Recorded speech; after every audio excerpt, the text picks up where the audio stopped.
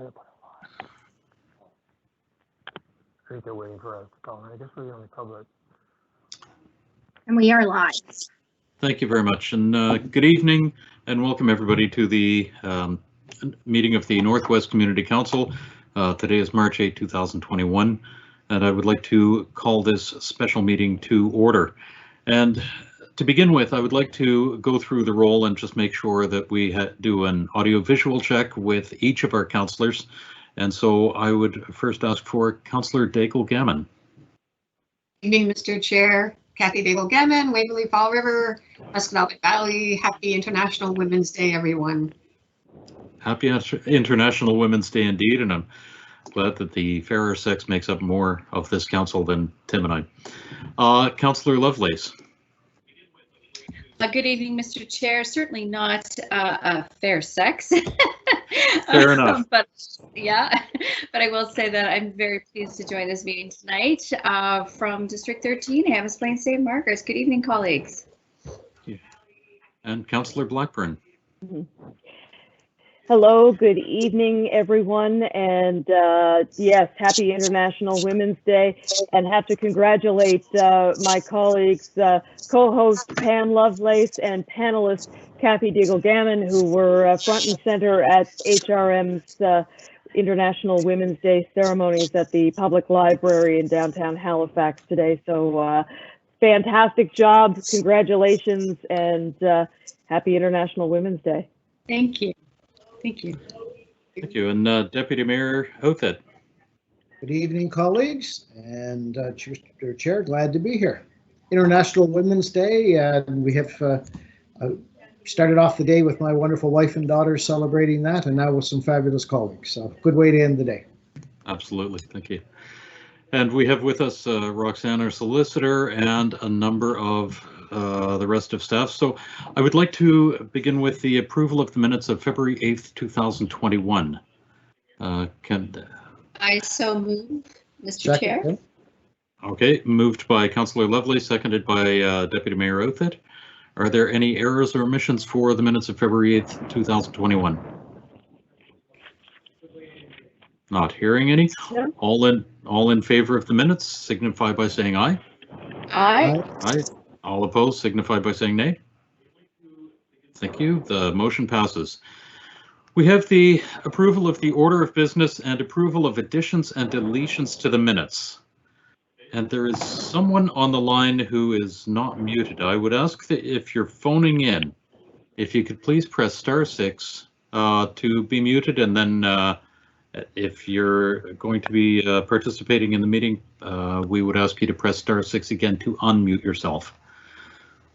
Thank you very much. That breathing sounds like it has been muted. I appreciate that.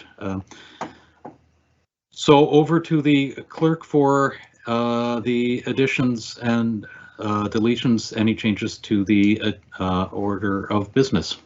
Yes, Mr. Clerk, we actually have a deletion of item 13.1.3, which was case 22143, development agreement, 120-day extension. And staff advised me this morning that the development agreement was signed before the expiry of the existing 120-day time limit in the development agreement, so this item can be removed from the agenda. Wonderful. Thank you very much. Would also like to move item, let me see now, 13.1.1, case 22703, further down the agenda so that it is after 13.1.4. So if I could have... I'll second that. Thank you. Actually, I don't know that I can make a motion to do that. I'll move it if you like. Thank you, Tim. Chair. Yep. Thank you. Are there any other changes to the agenda? Super. All those in favor of the amended order of business then signify by saying aye. Aye. Aye. Any opposed? Okay, thank you very much. That passes. We have business arising out of the minutes, which is none. Call for declaration of conflict of interest. And hearing none, motions of reconsideration is none, motions of rescission is none, consideration of deferred business is none, notice of tabled matters is none, and we are now into public hearings. And I believe the applicant has joined us. So thank you for this is item 10.1.1, case 23086, the land use bylaw amendment for Site B of Fall River. Thank you for joining us today for a virtual public hearing. The order of events for this virtual hearing will be the same as a regular public hearing. We will start with a staff presentation, give the applicant an opportunity to present via telephone, and then we will go to the public hearing speakers list. There are no speakers that have registered for this public hearing. As a reminder to all those watching from home, in order to have signed up as a speaker, the deadline was 4:30 p.m. the day prior to the hearing. These meetings are webcast, and you can view the rest of the proceedings via the link on halifax.ca. I remind all parties listening on the telephone that there is a delay from the audio on the phone to the webcast of approximately 30 seconds. Unfortunately, this is unavoidable. So over to the legislative assistant. Has any correspondence been received? Yes, Mr. Chair, there was correspondence received and it's been circulated to all members of the council. Wonderful, thank you very much. And now can we have the staff presentation, please? Good evening. Good evening. Chair, members and Northwest Community Council. My name is Maria Jacobs, planner with Planning and Development, and I'll be presenting this application this evening. This is a land use bylaw amendment request for planning districts 14 and 17, otherwise known as Shubenacadie Lakes. Slide 2, please. The proposal is a request to amend the land use bylaw to allow nursing home as a permitted use in the RLRC or River Lakes Residential Campus Zone that is currently applied to Opportunity Site B and also known as Car Farm. The application is made by Vision 7 Developments and it's on behalf of the property owner. The applicant seeks to build a nursing home on the site. The proposed amendment would allow a nursing home in one or more of the 5 buildings approved through the plan amendment that was approved by council in 2019. Slide 3, please. This is a view of Site B, generally shown here with a red arrow within the community of Fall River. And also the site access is off of Fall River Road.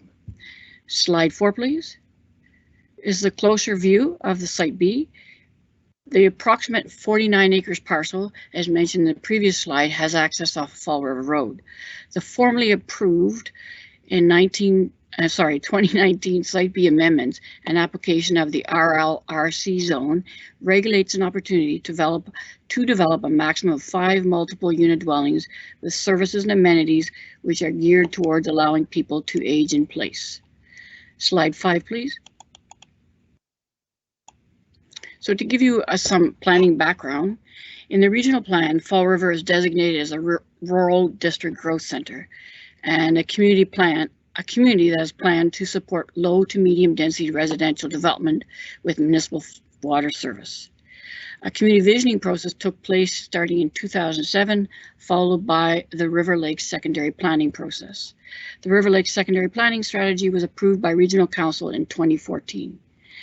As well as having a mixed-use village core, the River Lakes plan introduced policies to allow consideration of mixed housing developments at 4 locations in order to provide a range of housing types.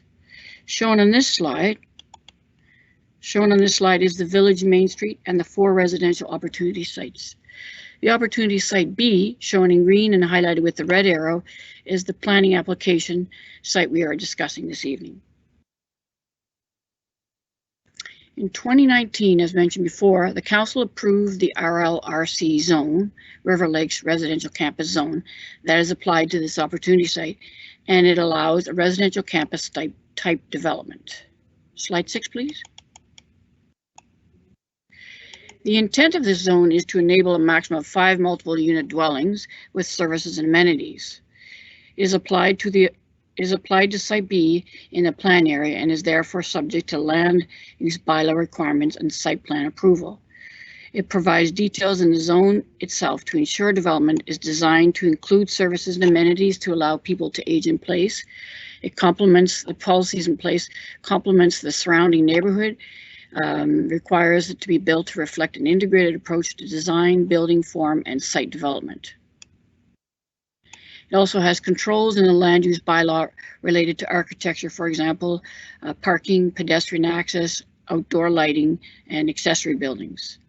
To reiterate, these requirements are already established in the land use bylaw for this area and for this particular site. Slide 7, please. So the planning policy, as well, council must consider the provisions of the criteria set out in policy RL 13. As listed on this slide, the following criteria must still be considered in this land use bylaw amendment. A maximum of 5 multi-unit dwellings, 4 stories in height, plus enriched living amenities such as pharmacies, physiotherapy, etc. Developable area must be in a maximum of 40% of the overall site size, and a minimum of 60% of the site B must be retained as open space. As well, a transportation impact study must be submitted at time of development permit, as well as a phosphorus assessment study to predict no increase in phosphorus pre and post development. In addition, a stormwater management plan that includes the flow of surface water and the sedimentation and erosion control plans are all required prior to a building permit. The application request this evening for a nursing home as a permitted use within the zone does not change these policy criteria and existing permitted uses as a result of the land use plan amendment. Slide 8, please. So in other words, in this RLRC zone, it permits the following uses listed on this slide. This proposed LUB, land use bylaw amendment, would add nursing home as a permitted use in this zone. The other requirements still remain the same. For example, as shown in the image here, 40% of the area can be used for development, while a minimum of 60% of the rest of the area must remain undisturbed. Slide 9, please. As for public engagement, we have our standard application webpage on halifax.ca. 545 notifications were mailed to property owners in the area asking for their comments during the month of November of last fall. I received approximately 25 emails and phone calls about the proposal for the amendment. And just to note that during the time frame of November to March 5th, last Friday, there were 315 unique page views for this application on halifax.ca. Slide 10, please. This lists the issues that were raised during in the emails or on the phone conversations I had with the residents. Among the ones that are listed here, people have said that it was a welcome addition to in the form of housing in the area, for a form of housing in the area. There was concern of traffic congestion on Fall River Road as a result of the proposal and the other surrounding developments. There was concern about potential pharmaceuticals in the water table and on going into Thomas Lake. There was also concern about blasting and the impacts on the wells, private wells in the area, and the scale of development to the adjacent properties. Slide 11, please.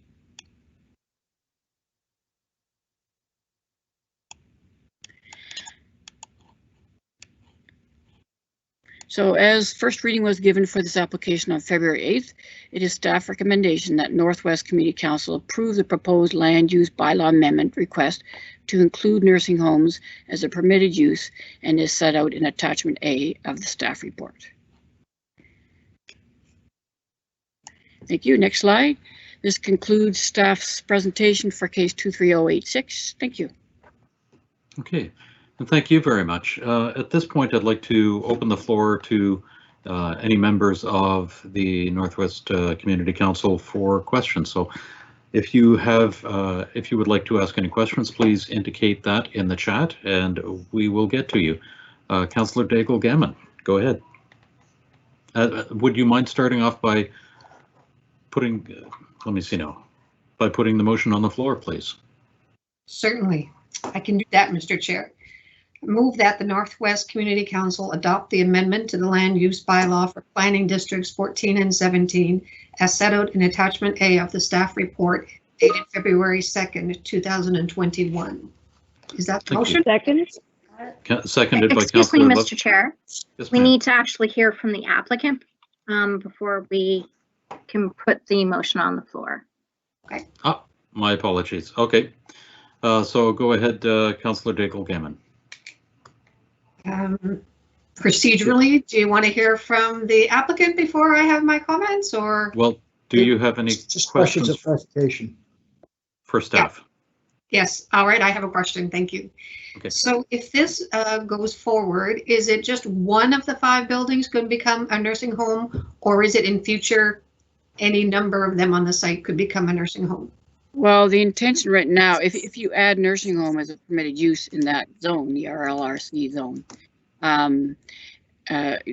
you know, it could be one or more nursing homes on the site. However, at this point, the applicant, and they'll probably answer that question as well, they are only foreseeing one building for the site as a nursing home. But you're right. I mean, because it's permitted use, it could include a number of other nursing homes. Thank you. And my second question would be on the traffic study, the phosphorus net loading study, and concern that residents have around their water table and well use. And if it's a nursing home, then there is medical waste. And so there is a lot of concern in the community about what is that impact. And then, so the studies, the community actually doesn't get to see the results of these studies until you get to permitting, is that? Well, that's right. I'm not sure what stage they're at with the studies. I know that they do have to, determine pre and post development what kind of chemicals, or the net phosphorus load has to be equal, right? So they can't increase the phosphorus load into the lakes. And that assessment, the PNLA, or the phosphorus net loading assessment, would determine that. If, for example, it did show that there was an increase in phosphorus loading, then they would have to change something in their infrastructure or the setup in order to make sure that there isn't. As far as pharmaceuticals, I know the applicant can go further into that detail. And I guess the other question that I might have would be, so I live just at the very end of the Fall River Road. So, one of the big concerns around if it's a nursing home and around people's safety, the sidewalk is on the opposite side of the Fall River Road. So people would have to cross a very, very busy Fall River Road in order to get to a sidewalk. Does the nursing home change any of the previous concerns that may have been raised around safety and safe use? No, they would still have to have a traffic impact study, and they would look at if, for example, there was an increased traffic, because they have a formula, and if there is an increased traffic, then they would have to look at certain measures that would, alleviate that negative, I guess, increase. Well, I'm not sure how they would do that exactly, what the engineers would come up with, but they would have to address that before the building permit was submitted. Thea, did you want to add something there?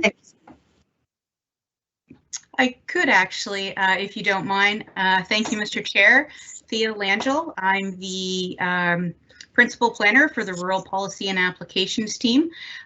With regards to pedestrian movement, the project, when it was first kind of put together with the new zone, it is intended that there'll be kind of internal sidewalks and walking trails so that people can kind of move within the site themselves for purpose of, getting outside and little bits of movement. So where it's not anticipated that the nursing home would have kind of a larger draw to have some people looking to cross the street because the amenities should be provided within the 46 acres of the site itself.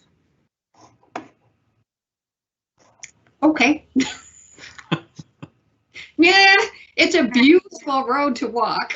I don't know if I'd want to have to stay within this defined space, you know what I mean? So it's a beautiful road to walk. So I would anticipate that we'll see a lot of foot traffic, but Thank you very much for answering my questions. I may have a few more after my colleagues speak, if that's okay, Mr. Chair. Sure, and maybe just for clarification, it wasn't the intent that staff would suggest that, you know, people wouldn't leave the site.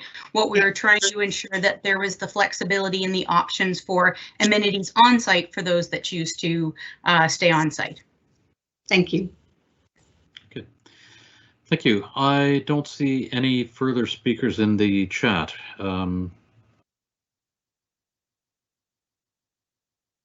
And nobody has put their name forward.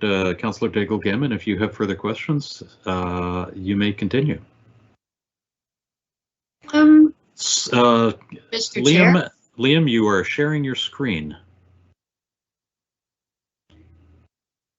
Yay, hockey players. There we go. Nice looking drink, Liam. Yes. Thank you. Go ahead, Kathy. Questions have been answered, Mr. Chair. It is around where do we find the information and the huge concern that we have around traffic, the phosphorus study, those kinds of things. And I'm sure that the applicant will be able to give us some comfort with his answers, I hope. So thank you. Thank you. I have just a couple of questions, and one of them is in one of the slides. You mentioned that some of the community concerns were directly related to water concerns and blasting, and they were both on the same slide, and they're both in the report. Are there any concerns related to upsetting of the water table or anything else should blasting happen? There is a blasting bylaw that they would have to adhere to the blasting bylaw. I don't know the details of that, but they would definitely have to adhere to that. So, and I'm sure there's insurances as well, but as far as, what was the other question you had about? Well, it was just how the water tables and the blasting would correspond. Yeah, I think, once again, I think those studies and also the stormwater management plan would have to look at that as far as the water flow and how it would trickle into the streams in the area. Okay. But that would all have to be demonstrated and not have a negative impact prior to the building permit stage. Okay, I appreciate that. Thank you. The second one was in relation to the nearby lakes and the phosphorus levels. I'm wondering if you or other people on the call, other staff on the call, know if the lakes have been tested recently as far as phosphorus or other levels that might come in from the local development, or would that be monitored prior to and following the development? If you'd like, Mr. Chair, I can respond to that question. Again, Thea Langell. When conducting a no-net phosphorus study, it is to focus in on the site. It doesn't require testing of the nearby lakes because really what the test is that no net increased phosphorus leaves the site. So that's where the focus is. That's the protocol that's been established under the River Lake Secondary Plan. Whether or not there's been other lake water quality tests programs under kind of different avenues, I'm not sure, but from the net phosphorus study requirement, they are not required to do the testing of the lakes. The assessment is what's happening from the site and just leaving the site. Okay, super. Thank you very much. Councillor Daigle-Gammon, go ahead again. Thank you so much. I remembered that other question that I had, which was, does there have to be a mitigation plan so that the concern that people have around the water table or the blasting or what happens, because the surrounding community mostly exists with wells. So is there a plan that needs to happen, like a mitigation, if something happens then to somebody's well? How are residents protected? Again, Mr. Chair, through you to council, it's my understanding through our HRM blasting bylaw that those particular elements are looked at and addressed through insurance and different protocols that are taken, before construction. They have to go do inspections of different areas. I don't have all the ins and outs of the actual blasting bylaw, but it is my understanding that there's a program that's established under that particular piece. So thank you. Okay, thank you very much. Councillor Deputy Mayor Outfit, please.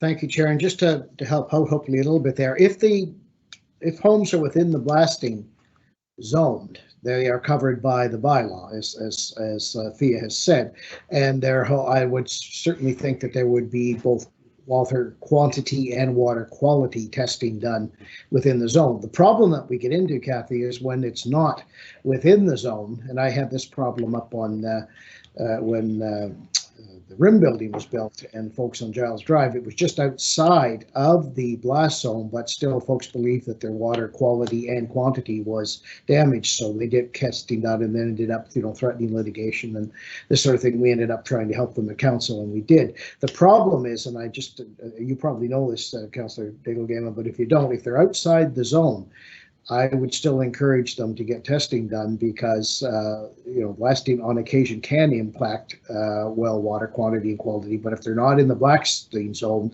the HRM bylaw and the insurance of the blasters isn't going to help them. So it's a bit of a tricky situation. Not common, but possible. Thank you. The other piece I may add to for council, and maybe the applicant will be able to speak to it through their presentation, is I'm not quite sure in this area of Fall River how much blasting would actually be required for the proposed development. This is a drumlin, and I'm not 100% sure what the soil conditions are, but I do wonder if I don't know if significant blasting will be required. I think the applicant could maybe speak to that, and that might help address some of your concerns. It's not as rocky as Bedford, we know that. That was my thought. You were thinking that, yeah, I know. There's a lot of shale in Fall River. Still lots, but I just don't know if it's to the extent. So the applicant may be able to speak to that when they have the opportunity to present. Thank you. Okay, thank you very much. I don't see anybody else who has indicated that they would like to speak. So with that, I would like to open the public hearing. And I would like to invite the applicant to address council. So you would have 10 minutes once you start your presentation. And so Glenn Clark and Ron Patchell, are you with us? And if you're on the phone, you may have to press *6 to unmute yourself so that we can hear you.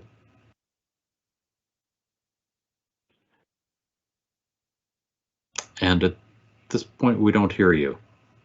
Can you hear us now? We can hear you now, yes. Oh, okay.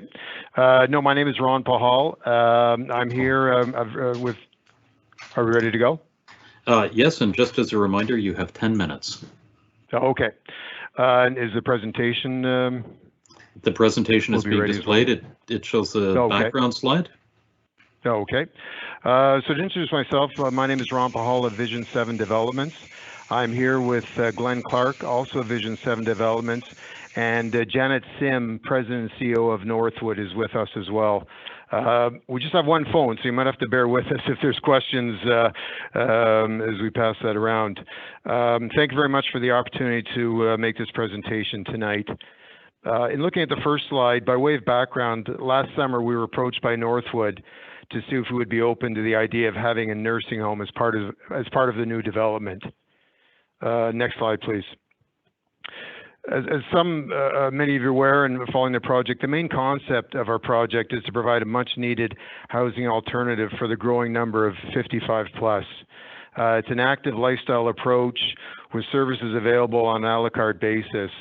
And the goal is to allow for residents to age in place in their community.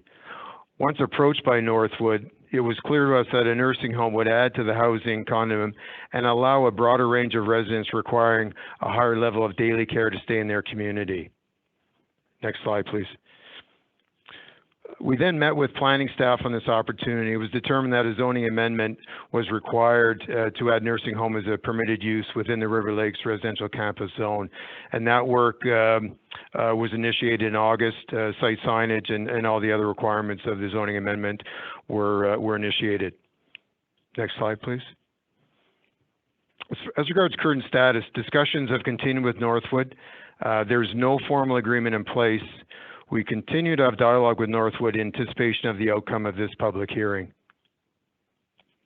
Next slide, please. And maybe this might address some of the comments we just heard. We just want to clarify the impact of permitting a nursing home use in the project. So some of these were certainly addressed by staff, but we can go through a few more and try and answer some of those other questions that we heard. The number of buildings does not change. The density of the project does not change. The overall look and feel of the project will not change with a nursing home. It's going to have the same architectural design and look. We're looking for that overall project look, and Northwood certainly is looking to have their buildings the same look and feel as the rest of the buildings. Based on discussions with our consultants, a nursing home will not have any added traffic or environmental impacts. As staff said, it's very important to note that all our permit obligations, they stay the same. The traffic studies, all the environmental studies, including site drainage, stormwater, wastewater, these will all be permitted or submitted at the permitting stage. I'll talk about a couple just I might address. As regards traffic, a nursing home use, none of the residents actually drive. So while there are staff and visitors coming to the site, based again on preliminary discussions, there will be the number will actually be less traffic coming and going from the site. A couple things with that. The initial traffic study we've done was done pre-COVID, so it has regular, call it full traffic numbers. We will do an amendment of that as well to take into account the addition of a nursing home. So it'll be an up-to-date study with a nursing home added. But again, based on our initial talk with discussions and with consultants, it should be there will be no added negative impact.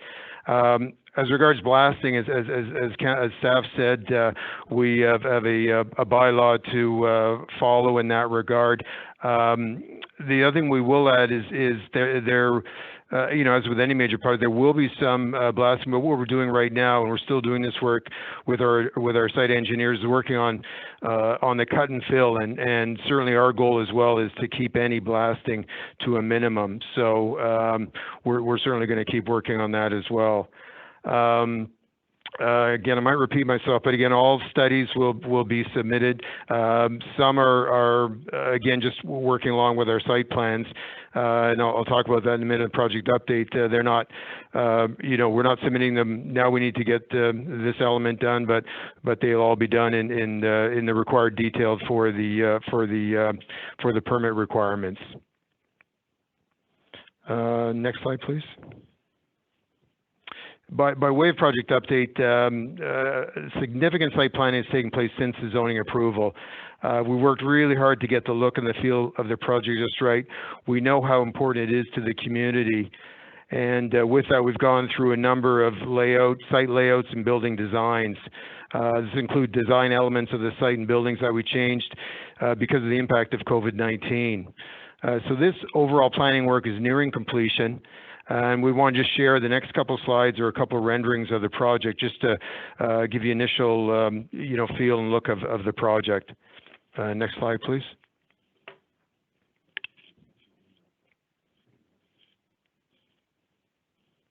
So the first one you see is what's that going? There, that's the delay going. The first one you see is one of the streetscapes coming into the project, and again, they're 4-story buildings. We've worked hard on the design of them. We're trying to bring some maximum windows and lights into the units. You can see there again, this is a rendering, but as staff was mentioning, the landscaping of the property is really important to us, and tying it into the overall community. There's going to be some trails. I mean, here we're showing a street, but the trails through the property. Again, it's a 50-acre property, of which the majority of it will be kept as green space, and we want to enhance that with trails and other aspects of the landscaping. Next slide, please. This one is more showing a little bit more of a close-up of the facade of one of the buildings. Again, we're looking to have lots of windows, nice balconies. Other elements we're still working on with our design engineers that we can't quite share at this moment, but all to have a real nice looking project as well, both for the residents and all the residents of Fall River, people that live nearby or go by the site or happen to come on the site. So again, you can see some of the landscaping there and other elements we're really working hard to bring into the site. Next slide, please. Oh, and basically just in conclusion, again, I'd like to say the addition of a nursing home we strongly feel would add to the overall goal of allowing residents to age in place in their community, and we strongly feel be a tremendous asset to the community. Thank you very much. Okay. Thank you very much for your presentation. I appreciate that. For any of the councillors on the call, if you have any questions, please indicate in the chat that you would like to ask them. These would be questions of clarification from the developers.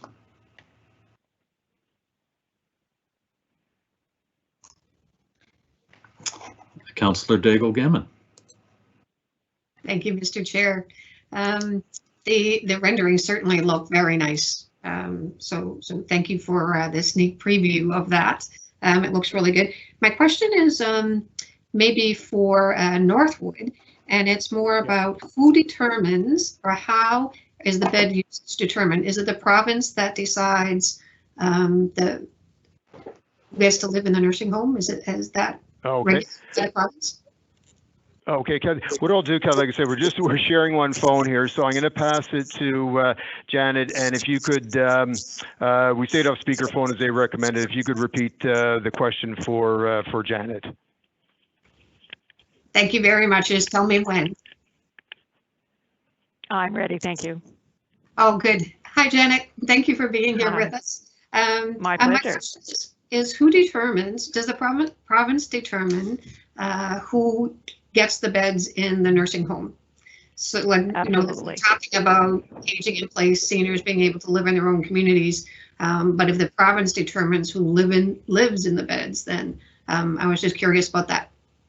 That's correct. So the like all the other licensed nursing homes in the province, you would access placement into a long-term care or nursing home through the provincial 1-800 number. A care coordinator makes a determination whether you're eligible for placement, and then they would send Northwood the referral. So there's actually no real guarantee that if you live in Fall River, you would be able to access this service. So part of the provincial policy is that individuals are able to identify their top choice, and if they're able to wait in the community, they're allowed to wait until that top choice becomes available. And if they do need placement prior to their top choice becoming available, then they may have to go to an alternate site until a bed becomes available. But the policy is as soon as that bed becomes available in the site of their first choice, they would be transferred to that location. Thank you.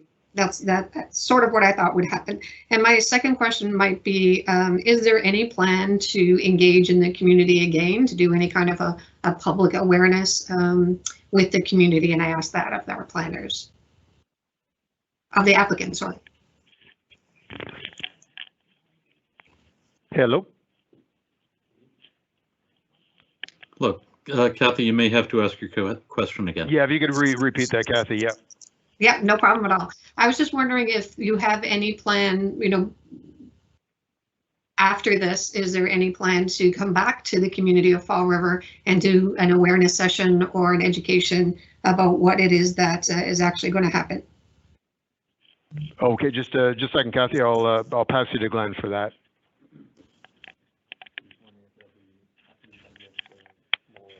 Hi, Kathy. Hi. Oh. I'll ask, you know what, by the time I get to do the question the third time, thank you very much, I'll get more clear on it. So the question is, will you be doing any community consultation, education and awareness? Yes, we would be doing that. Our plan would be once we've submitted a permit and we can actually speak definitively, then we would immediately start to go out and start to educate and communicate. Great. And I did get a text from a resident just while we're on here now that they weren't able to see your slides of your presentation.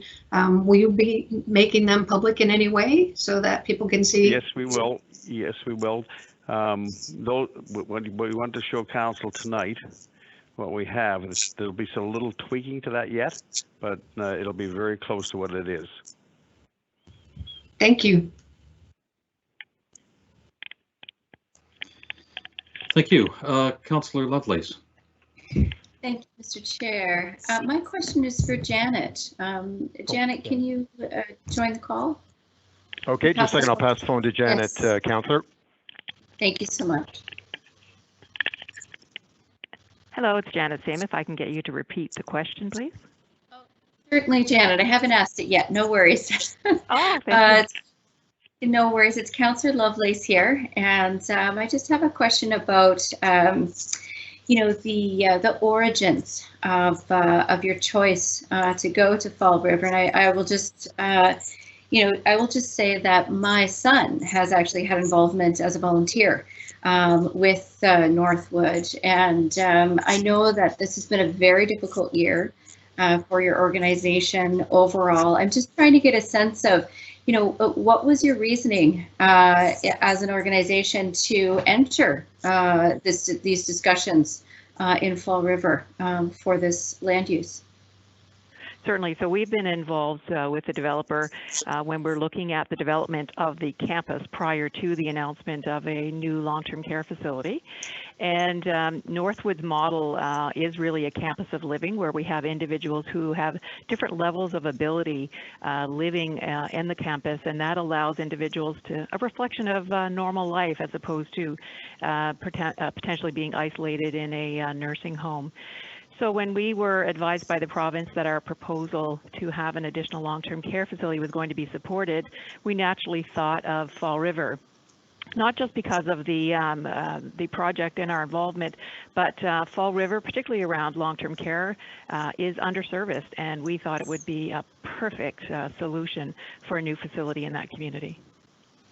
Oh, thank you so much, Janet. Thank you. I really appreciate that. It's helpful to understand where this all sort of came from. Thank you. My pleasure.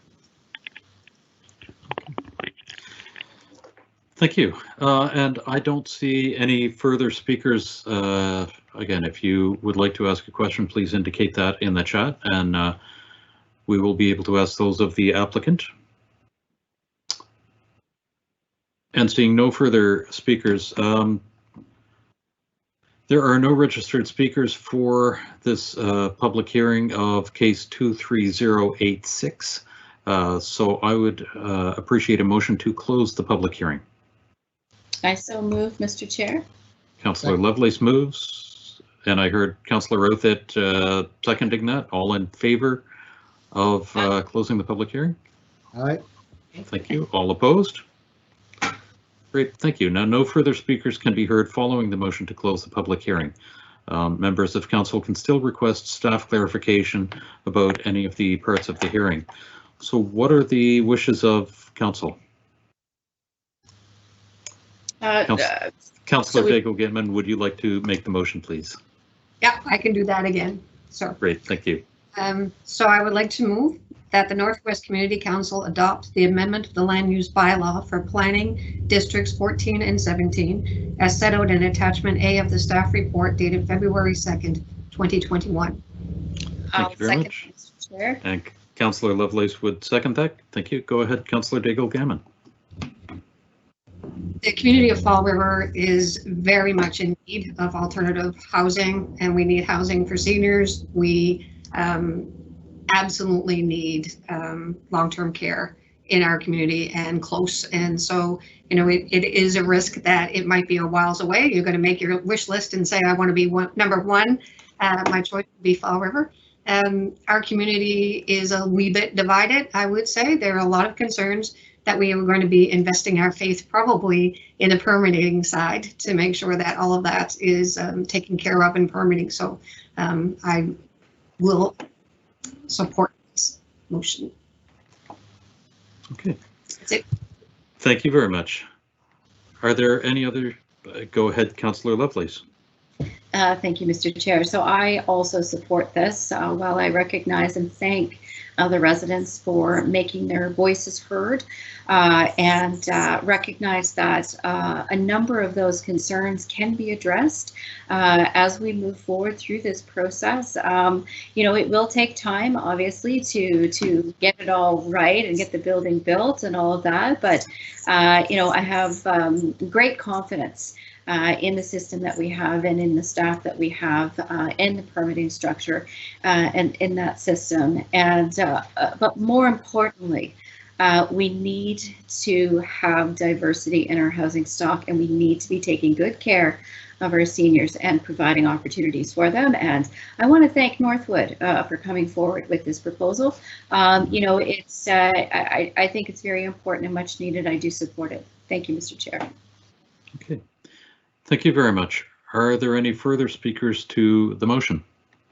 Just very quickly, Mr. Chair, I just want to say I'm very happy to support this, and based on my experience in West Bedford with the Northwood Ivany campus there, which is such a wonderful addition to our community, but also a wonderful part of our community, and what they have done with their property and what they've done for the neighboring community and inviting people onto their property and engaging children and Christmas season things and whatnot. So hopefully, and I suspect they will become a very good part of your community, Councillor Gagan Gamble. So there we go. I really messed up your last name, didn't I? Sorry, Kathy. It's been a long day, but Kathy, they really will be a nice part of your community. Okay, thank you very much. Paul, you're muted, Mr. Chair. I muted myself or someone else did, I'm not sure, but thank you very much. And seeing no further speakers, I would like to call for the question. I think we can do this with just a voice vote. So all those in favor signify by saying aye. Aye. Aye. All opposed signify by saying nay. Super. The motion passes. Thank you very much. All right. We are now moving on to item 10.1.2, case 23274, the secondary and backyard suites housekeeping amendments to the land use bylaws for Bedford, planning districts 1 and 3, and Sackville Drive. So thank you for joining us today for this virtual public hearing. The order of events for this public hearing will be the same as the regular public hearing. We will start with a staff presentation of the proposed housekeeping amendments. There are no speakers that have registered for this public hearing. As a reminder to all those watching from home, in order to have signed up as a speaker, the deadline was 4:30 p.m. the business day prior to the hearing. These meetings are webcast, and you can view the rest of the proceedings via the link on halifax.ca.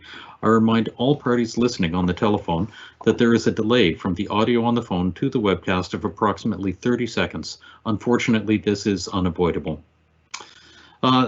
Now over to the clerk. Has any correspondence been received for this public hearing?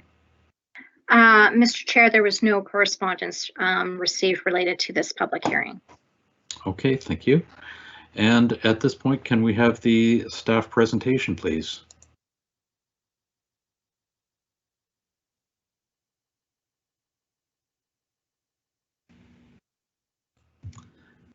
Thank you. We do see your screen. It doesn't look like it's live yet. It still looks like it's showing me. There we go. Thank you very much. All right. Good evening, Mr. Chair, councillors, and members of the public. My name is Megan Dalton, and I am a planner with Regional Planning. Tonight, I am presenting on case 23274, housekeeping amendments for secondary and backyard suites. Next slide, please.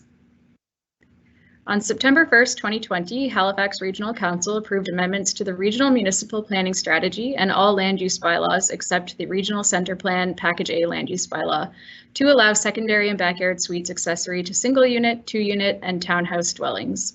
Next slide. As this picture demonstrates, secondary suites are contained within a main building, such as a basement apartment, and backyard suites are contained within an accessory building. Permitting secondary and backyard suites provides an alternative form of housing that adds gentle density, provides rental opportunities for renters and income for homeowners, may be useful for aging parents or adult children, allows people to age in place, and it is also in line with the goals from the Housing and Homelessness Partnership's 5-year plan and the HRM Affordable Housing Work Plan, which both speak to removing barriers around the development of secondary and backyard suites.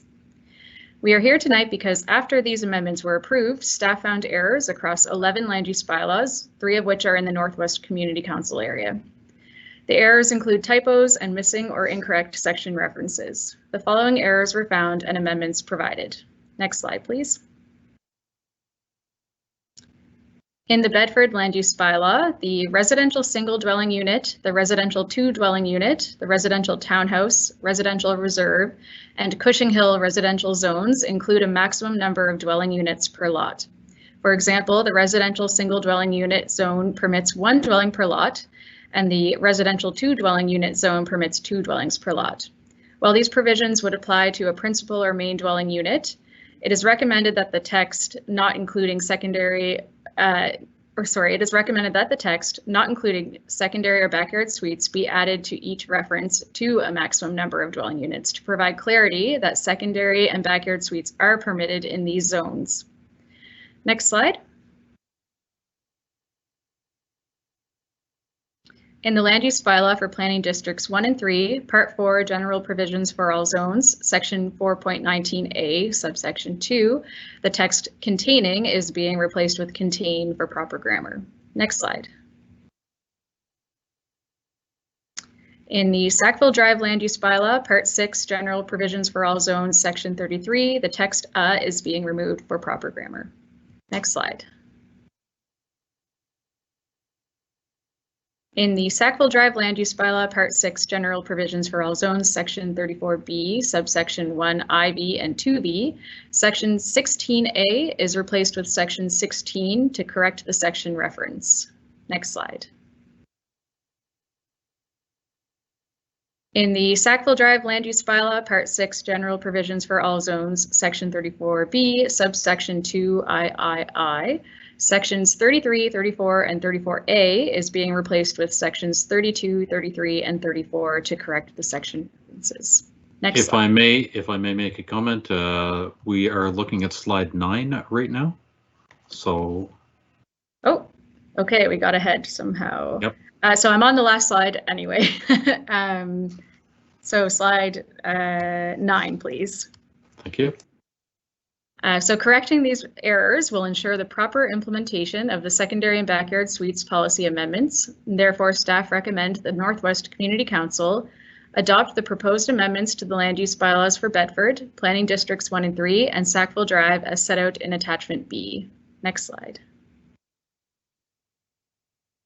Thank you. Okay, and thank you very much for that presentation. I appreciate that.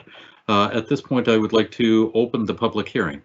And sorry, I'm one step ahead. I would like to ask for questions of clarification to staff from members of council. So if you have any questions of clarification, please indicate that in the chat. Not seeing anybody jump at the keyboard to enter questions of clarification. The text in my cheat sheet is a little bit confusing. I'm opening the public hearing. There is no application as these are housekeeping amendments. So once again, I'm asking for questions of clarification for members of council. Sorry, I apologize for that, Mr. Chair, but we have to open the public hearing in order to indicate that there's no applicant and that there's no registered speakers, and then we can close the public hearing. I figured that it was procedural. Thank you very much for that clarification. So can I have a motion to close the public hearing, please? I saw Councillor Lovelace waving. Close the hearing, sir. Thank you. And I see Councillor Outhitt mouthing the words seconding.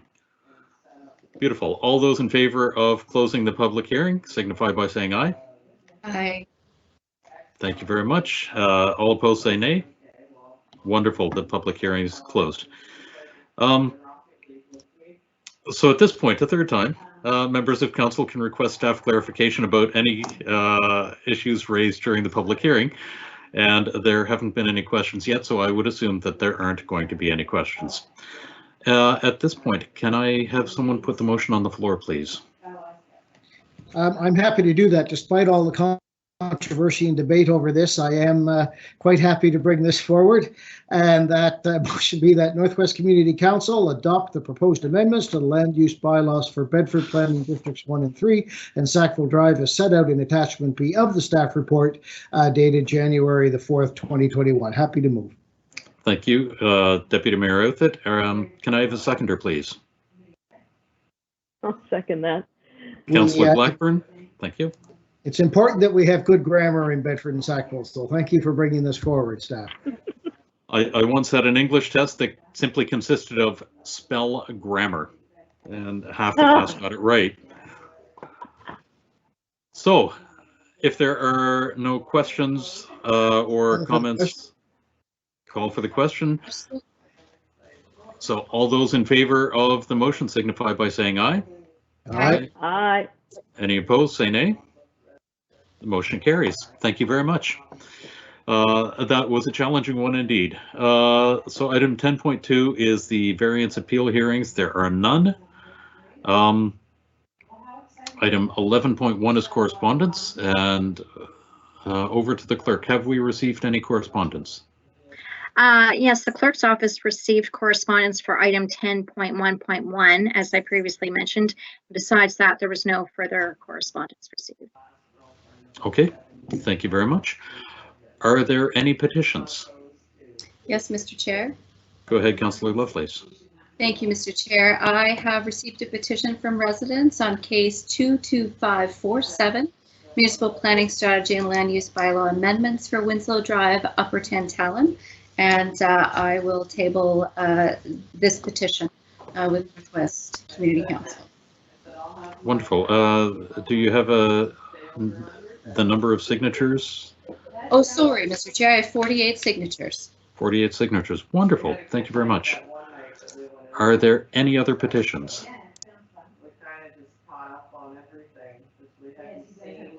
Not seeing any. Okay, thank you very much. Are there any? There are no presentations. Information items brought forward is none. So we are on to staff reports, and because of the adjustment in the agenda, we're moving along to the supplemental report, item 13.1.2, the supplemental report for case 19117 Ultra Road, Enfield. And I believe we go to Thea Lanchel and Shane Vipond.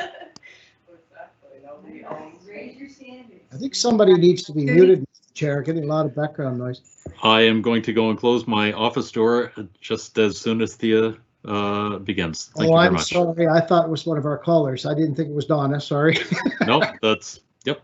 I'll be right back. Thank you. Good evening again. Thea Langell with the Rural Policy and Applications team.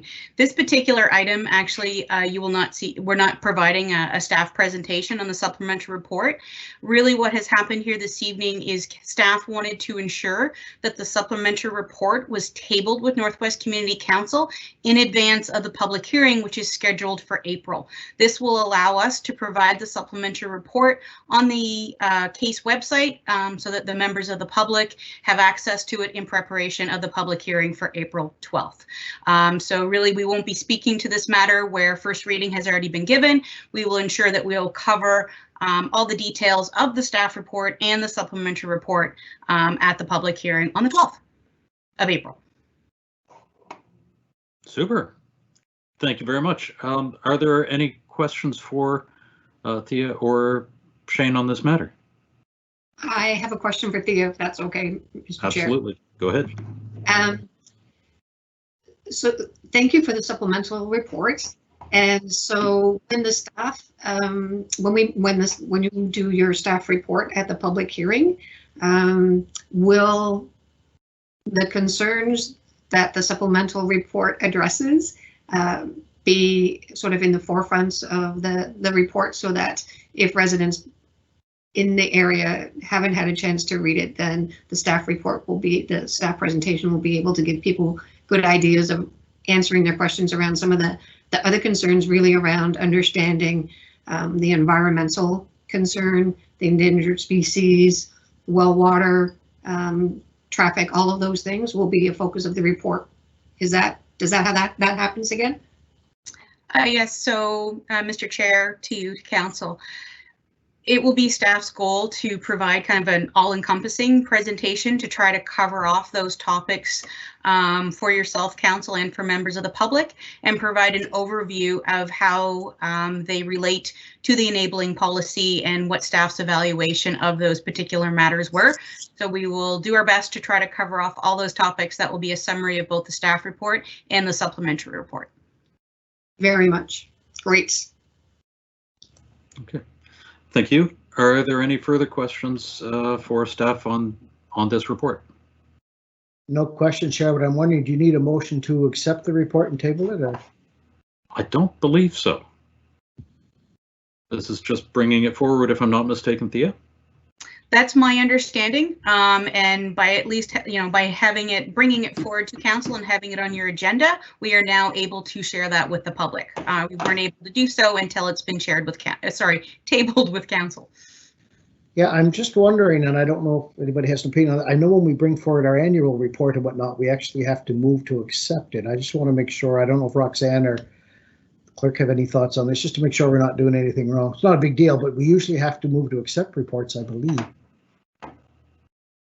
I will have to turn that question either to the clerk's office or Roxanne, if I may. In my experience, if that report has been presented to the body, be it the council or the committee, then it would have to be accepted. But in this case, it is in the middle of the process, but I will defer to Roxanne as well. I would see this in the same group as the initial staff report, which is provided to council as part of the public hearing. So this is along the same lines. They've just requested additional information to be added to the original staff report. And generally with these public hearings, there's no motion to accept this staff report. There's simply a motion to move first reading and then schedule the public hearing. So this is more information that's available to council on the public hearing aspect of it. All right, then I remove my concern. Thank you. Wonderful. Thank you very much. I don't see any further questions about this report, so would like to move ahead. Item 13.1.3, case 22143, the development agreement for Charleswood Windsor Junction has been removed from the agenda, so we are moving on to 13.1.4, and these are the amendments to the Sackville Community Bursary Awards. We have staff of Nancy Harper and Dave Harley for this, but to begin with, Councillor Blackburn. Thank you very much, Mr. Chair, and I'll put the motion on the floor that the Northwest Community Council adopt the amendment to the Sackful Community Award as set out in attachment 2 of the staff report dated February 18th, 2021. I so move. Thank you, and I see Councillor Outfit seconding that. All right. Just a little bit of background. What brought us to this point? So the rule that's, or the amendment here is that up until now, students were ineligible for this bursary if they were awarded any other scholarships or bursaries upon graduation, and ran into a couple of problems this year with the criteria not being met. The body that was chosen to pick the winners overlooked that in a couple of instances. It caused some real confusion. And then we also had problems with students who were perfectly eligible when they were awarded the scholarship, but then learned months later, just before starting university, that they had won another scholarship. And so there were some students that were left behind as a result. And because of the number of students that fell into this category this year, the thought was that amendments were in order, so we don't let any students down in future years. And if I could add to that, certainly 2020 had a huge role in the timing of this, where it had delayed a large amount of the back and forth. So some of the students found out in December that they were not eligible for the award that they had been given in June. It made for a confusing situation or a challenging situation, and it is one that we would simply like to correct. So are there any further questions about this motion? Call for the question. Call for the question. All those in favor, please signify by saying aye. Aye. Aye. All opposed, say nay. Beautiful. That motion carries. And for the next couple of motions, I'm going to be speaking to them, so I'm going to step out of the chair and ask Councillor Blackburn to step into the chair. All right, thank you very much, Mr. Chair. We are now on item 13.1.1, which is case 22703, amendments to development agreement for lands on Walker Service Road, Lower Sackville. And I do believe we have Paul Sampson from staff. Paul, hi, good evening and welcome. So you're going to walk us through the process here, because there was an original recommendation that was made as part of the staff report, and upon further reflection, there is now a revised recommendation. Can you give us some context here, sir? That's correct. Thank you, Madam Chair. So just very briefly, I'll just kind of outline the application very quickly. So the application is by WM Fairs on behalf of Cascade Property Group. And so their proposal is to amend an existing development agreement. That agreement was from July of 2016, and it allowed for one apartment building on the site, as well as 34 townhouses on a new public street.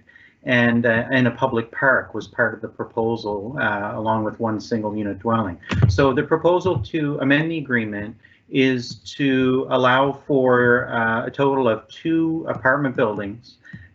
Those would be 56 unit buildings each, and the retention of 2 single family dwelling lots. The park component has been removed from the application, as well as the public street. This went to public consultation, and we did a mail out, and we had some responses back, a few emails and a few phone calls.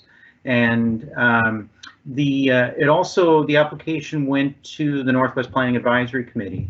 And the Planning Advisory Committee did recommend in favor of the proposal, but that proposal at the time, which was just from November of 2020, included a public park component. Since that time, staff have discovered that we don't have the authority, HRM doesn't have the authority to accept that park under the regional subdivision bylaw or the HRM charter. So now the proposal does not include a public park component. So just very briefly, I wanted to speak to the recommendation, to the staff recommendation. The staff report in front of you, actually, recommendation 1 is to mentions the public park component, but that is to be removed. So at the moment, the recommendation states 2 56-unit apartment buildings, and we want you to amend it by saying and 2 single-unit dwellings, and then it says and public parkland. So public parkland will be deleted from. We're recommending that be deleted from the motion of council. That's it. If you have any questions, I can respond to those, Madam Chair. Okay, and do we have any questions of clarification for Paul? You can just throw it in the chat if. All right. If not, Councillor Russell, perhaps I can get you to put the revised recommendation on the floor. Sure. Thank you very much.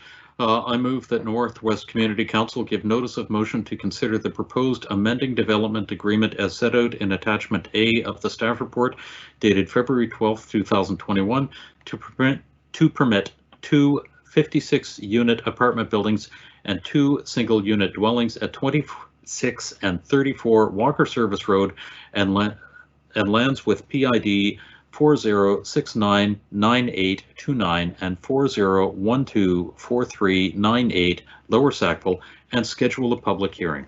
I so move. Second. All right, moved by Councillor Russell, seconded by Deputy Mayor Altis. Councillor Russell, anything to add? I am simply thrilled that this is moving ahead. We have a number of apartment buildings already under development in Lower Sackville. We need them.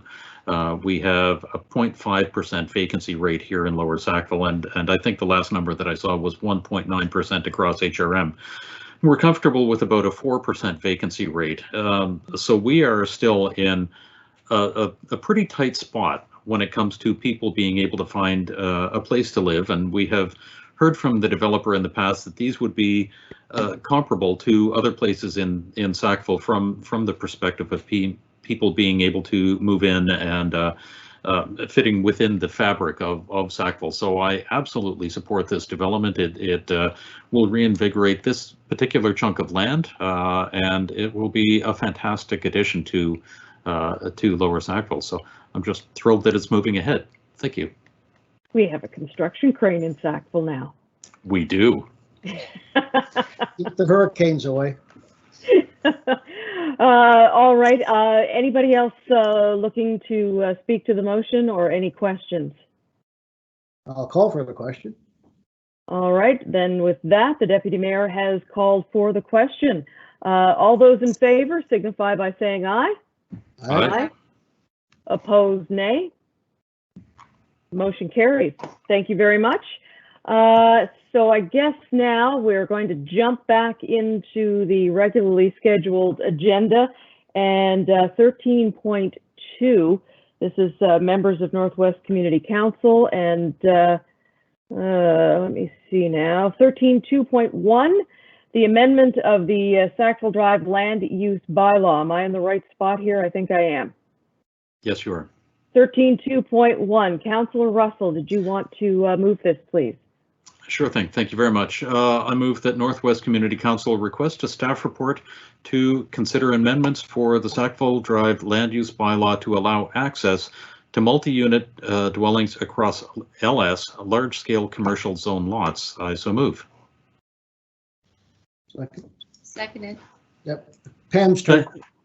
Seconded by Councillor Lovelace. Thank you very much. And can you, do you wish to speak to this, Councillor Russell?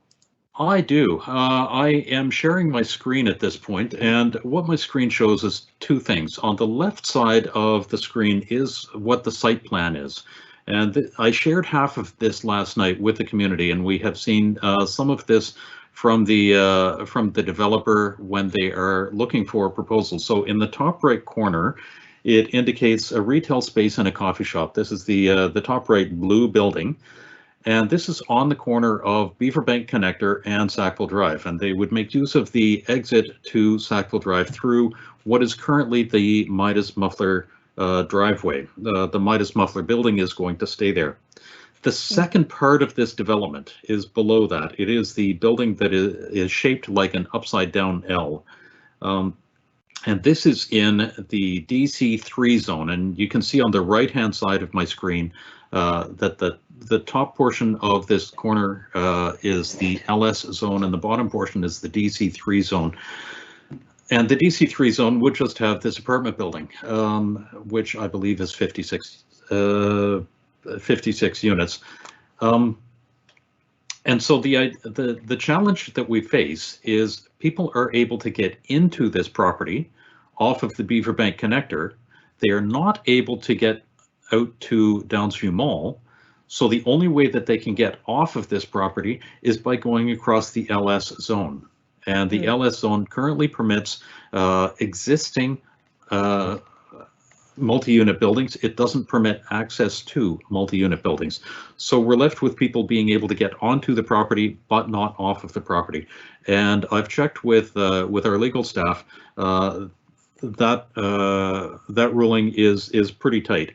So what this amendment would allow is simply access to the multi-unit building across the LS zone, which would allow them to get off of the property that they're on. That is the essence of it, and I'm open for any questions. All right, thank you very much. Any other comments or questions on this, on the motion?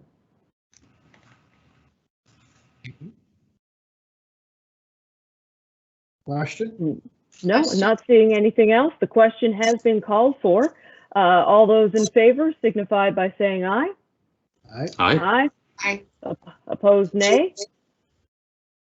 Seeing none, the motion has passed. And with that, I turn the gavel back over to Councillor Russell.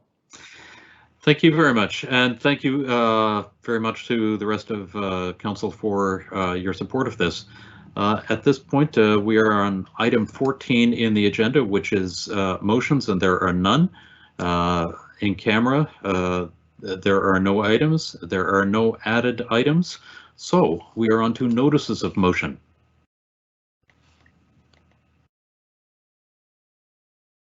And I don't see anybody jumping to the keyboard to indicate that they have a notice of motion. So the date of the next meeting of the Northwest Community Council is April 12th, 2021. And can I have a motion to adjourn, please? Motion to adjourn, Mr. Chair. So moved by Councillor Lovelace. Thank you very much. We stand adjourned. Good night, Have all. a great evening, everyone. Thank you very much, everyone. Aye. Take care. Good night. Good night. Good night. Thank you.